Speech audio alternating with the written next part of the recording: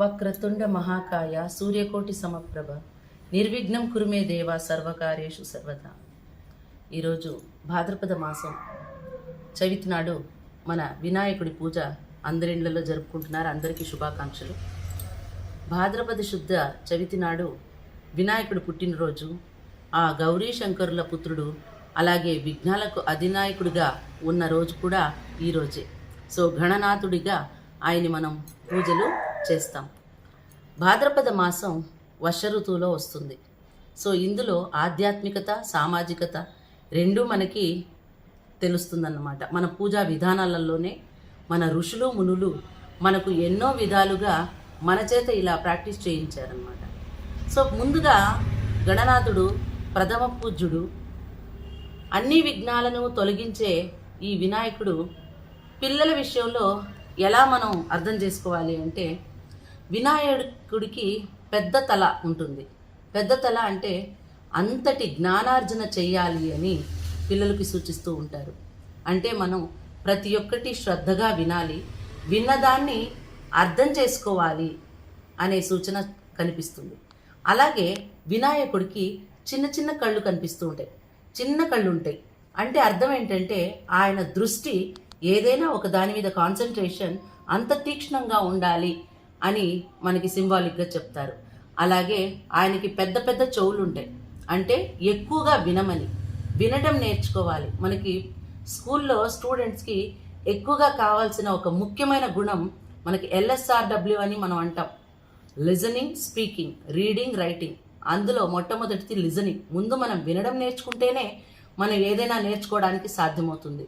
So పెద్ద పెద్ద చెవులు మనకి సింబాలిక్గా చెప్తున్నాయి.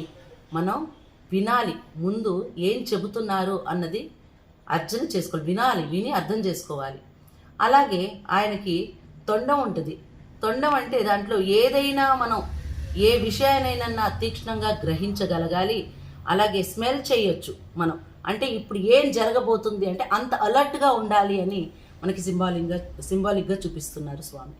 అలాగే నోరు ఆ తొండంతో కప్పిబడేసి ఉంటుంది, మనకు కనిపించదు. దాని అర్థం కూడా ఏమని చెబుతున్నారంటే మనం తక్కువ మాట్లాడాలి, విషయాన్ని ఎక్కువగా వినాలి, అర్థం చేసుకోవాలి అని. సో స్టూడెంట్స్కి ఈ లక్షణాలన్నీ ఉండాలనే వినాయకుడు మనకి సింబాలిక్గా మనకు అర్థమవుతూ ఉంటుంది. అలాగే మనకి ఇందాకే చెప్పినట్లు మనకి ఆధ్యాత్మికతో పాటు సామాజిక స్పృహ కూడా మనకి ఋషులు మునులు అలవర్చారు. ఎలా అంటే భాద్రపద మాసం వర్ష ఋతువులో వస్తుంది. వర్షాకాలంలో వచ్చేటప్పుడు, అంటే అప్పటిదాకా ఎండాకాలంలో ఉన్న మన చెరువులు, బావులు లాంటివన్నీ ఎండిపోయినప్పుడు ఆ మధ్యలో ఉన్న బురద మట్టి ఉంటుందన్నమాట. ఆ బురద మట్టిని మొత్తాన్ని తీసి ఆ మట్టితోనే, ఎందుకంటే మన వినాయకుడు ప్రకృతికి చాలా దగ్గరగా ఉన్నవాడు. ఇక్కడ పేదవాళ్ళు కావచ్చు, ధనికులు కావచ్చు, ఎవరికైనా సులభంగా లభించే ఒక వస్తువు ఏది అంటే మట్టి. ప్రకృతిలో సమేకమైన ఉండాలి అని చెప్పి విఘ్నరాజుడికి మట్టితో వినాయకుడిని చేసి పూజిస్తేనే ఆయనకి ఇష్టం. సో ఈ వర్ష ఋతువులో వచ్చిన ఈ చెరువులు, బావులు ఎండిపోయినప్పుడు వాటి నుంచి బంకమట్టిని బయటకు తీస్తారు. ఎప్పుడైతే ఎండాకాలం వెళ్ళి వర్షాలు మొదలైన తర్వాత ఆ మట్టిని తీసినప్పుడు, పూడికలు బయటకు వచ్చినప్పుడు, మనకి వర్షాలు వచ్చినప్పుడు నీళ్లు నిల్వ ఉండటానికి సహకరిస్తాయి.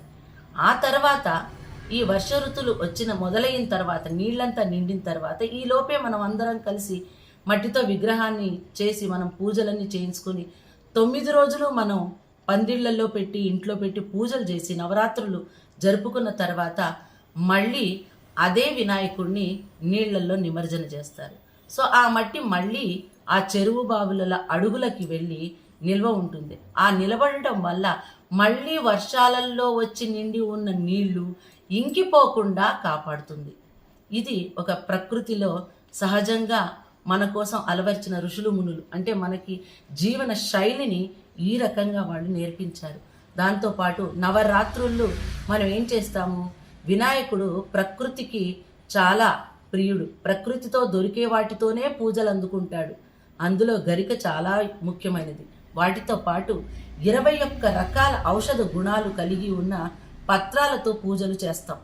ఆ పత్రాలు ఈ నవరాత్రుల్లో దేవుడి సన్నిధిలో ఉంచి ఇప్పుడు మనం ఇందాకే మాట్లాడుకున్నట్టు వర్ష ఋతువులో ఈ వర్షాలు వచ్చినప్పుడు ఏదైతే ఈ గలీజ్ కాలుష్యం అంతా ఆ నీళ్ళల్లో నిండి ఉన్నప్పుడు దాన్ని ప్యూరిఫై చేసే కూడా ఒక సైంటిఫిక్ విధానం ఈ రకంగా ఋషులు మునులు కనుగొన్నారు. మనం పెట్టే 21 రకాల ఔషధ గుణాలు కలిగి ఉన్న ఆ పత్రాలని 9 రోజులు పూజించిన తర్వాత నిమజ్జనం చేస్తాం. నిమజ్జనం చేసినప్పుడు వినాయకుడితో పాటు పత్రాలను కూడా మనం నిమజ్జనం చేస్తాం. పత్రాలలో ఉన్న ఔషధ గుణాలు ఆ నీటిలో ఉన్న కాలుష్యాన్ని ప్యూరిఫై చేస్తుంది. సో ఈ రకంగా సైంటిఫిక్ రీజన్ కూడా మన వినాయక చవితికి వినాయకుడిని మట్టితో చేసి వినాయకుడితో పాటు 21 రకాల పత్రాలని మనం నీళ్లలో నిమజ్జనం చేయటం వలన ఎన్ని రకాల ఉపయోగాలు ఉన్నాయో మనకు అర్థమైంది కదా ఇప్పుడు. సో ఎంత బాగా మనకి ఋషులు మునులు ఇటువంటి విషయాల్ని అందజేశారో మనకి ఎంతో బాగా అర్థమవుతుందన్నమాట ఈ రకంగా. ఇవే కాకుండా వినాయక చవితి మనం ఇంతకు ముందు ఎప్పుడూ పందిళ్లలో చెయ్యం కదా. మామూలుగా దేవుళ్ళ పూజలందరూ మనం ఇళ్లలోనే చేసుకుంటాము. కానీ వినాయక చవితి మాత్రమే ఎందుకు పందిళ్లలో చేసుకుంటారు అంటే, ఈ పందిళ్లలో చేసుకునే ఒక పద్ధతి మహారాష్ట్రలో శివాజీ గారు ఉన్నప్పుడు చేయించేవారు. ఆ తర్వాత బ్రిటిషర్స్ వచ్చిన తర్వాత ఎంతోమంది గుంపుగా కూర్చొని మన భారతీయులు మాట్లాడటానికి కూడా అవకాశం ఇవ్వకుండా ఉండేవారు. ఆ తర్వాత ఫ్రీడమ్ ఫైటర్ బాలగంగాధర్ తిలక్ గారు ఒక ఆలోచన చేశారు. ఎలాగో మనల్ని అందరినీ గుంపుగా కూర్చొని ఏదన్నా స్వాతంత్రం పోరాటానికి గురించి ఏదైనా ప్లాన్స్ వేసుకోవాలన్నా మాట్లాడాలన్నా అప్పట్లో వీలుండేది కాదు. అప్పుడు గంగాధర్ తిలక్ గారు ఏం చేశారంటే, ఈ విధంగా వినాయక చవితిని పందిళ్లలో వేసి ఇది మా పద్ధతి, మేము ఇలా పూజలు చేసుకుంటామని వాళ్ళు బ్రిటిషర్స్కి ఒప్పించి అందరూ కలిసి కట్టుగా పూజని పందిళ్లలో చేయటం వల్ల అందరూ కలవటం దాంతోపాటు స్వతంత్ర పోరాటానికి కావాల్సిన ఏ ప్లాన్స్ అన్నా ఉన్నాయో ఆ గ్రూప్గా ఉన్నప్పుడు వాళ్ళు అందరూ ప్లాన్స్ అన్ని మాట్లాడుకునేవాళ్ళు. ఎలాగో మన భాష అంతగా వాళ్ళకు వచ్చేది కాదు కాబట్టి వీళ్ళు పాట రూపంలో, భజన రూపంలో, మాటల రూపంలో మాట్లాడుకుంటూ ప్లాన్లు వేసేవాళ్ళు. ఈ రకంగా స్వతంత్ర పోరాటానికి కూడా మనకి వినాయక చవితి పందిళ్లలో మనకి ఎంతో సహాయం చేసింది. ఈ రకంగా 1 కాదు 2 కాదు ఎన్నో రకాల ఉపయోగాలు మనం పందిళ్లలో చేయటం వలన, ఇందాక మీకు చెప్పినట్టు అందరూ కలిసికట్టుగా మట్టి తీయటం, పూడికలు తీయటం, అలాగే నిమజ్జనం చేయటం, భజనలు చేయటం, పందిళ్లలో పూజలు చేయటం, వీటన్నిటిలో మనకు కనిపించేది ఏంటి అంటే అందరూ కలిసికట్టుగా పని చేయటం, అందరూ కలిసిమెలిసి ఉండటం. ఈ పండుగలో జాతి కుల మత భేదాలు ఏమీ ఉండవు. అందరూ సరదాగా కలిసి ఈ రోజుల్లో అయితే స్కూళ్ళల్లో, కాలేజీల్లో, ఇండ్లల్లో ఎలాగో మనం చేసుకుంటాం. అందరూ గ్రూప్గా ఒక టీం వర్క్ని ఎలా చేయాలి అనే దాన్ని కూడా మనకి ఈ పండుగ ద్వారా నేర్పించడం జరుగుతుంది. ఈ పండుగ ద్వారా అందరూ హ్యాపీగా కలిసి మెలిసి పని చేయటం నేర్చుకుంటారు, సరదాగా ఉంటారు. సో ఈ రకంగా మనం వినాయక చవితిని సెలబ్రేట్ చేసుకుంటాం. అందరికీ మరొకసారి వినాయక చవితి శుభాకాంక్షలు. Thank you.